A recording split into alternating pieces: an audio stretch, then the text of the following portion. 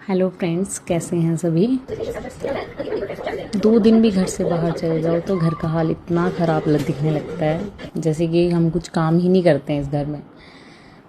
सुबह उठते ही, शाम को तो हम लेट हो गए थे आने में, तो ऐसे ही सो गए थे। पर सुबह उठते ही सबसे पहला काम ये बेडशीट चेंज करना।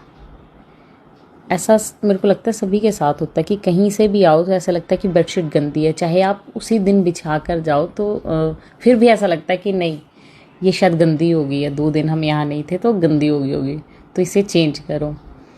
तो वही काम, पहले तो मुझे ऐसा लग रहा था कि आज तो कोई काम हो नहीं पाएगा, क्योंकि रात भर मौसम बहुत ख़राब रहा, बारिश हो रही थी पूरी रात।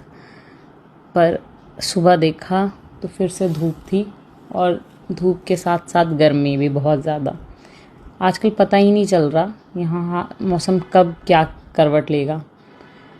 शाम तक तो कुछ भी नहीं लग रहा था कि बारिश होगी या नहीं होगी, पता नहीं सडन रात को इतना गंदा मौसम हो गया, इतनी बारिश हुई है, और सुबह तक देखो तो फिर से मौसम गर्मी वाला। चलो क्या कर सकते हैं, हिमाचल है, कुछ नहीं बोल सकते इधर का, कब सर्दी होगी और कब गर्मी। तो मैंने सोचा अब पहले अपने बेडरूम की बेडशीट चेंज करूं। तो सबसे पहले अपने रूम को ही सेट करती हूँ, और जैसे ही आज मुझे ऐसा लगता है कि जैसे ही फ्रेश बेडशीट बिछाओ ऐसा लगता है कि बस रूम साफ़ हो गया, और रूम साफ़ दिखना शुरू हो जाता है फिर।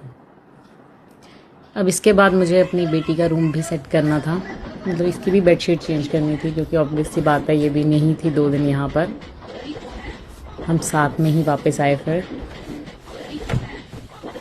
और बस कहीं से आओ तो ये बेडशीट के साथ साथ जो साथ में आए होते हैं हमारे कपड़े गंदे, इतने कपड़े हो जाते हैं धोने के लिए कि क्या ही बताऊँ, कि बस उन्हीं के लगे रहो पूरा दिन।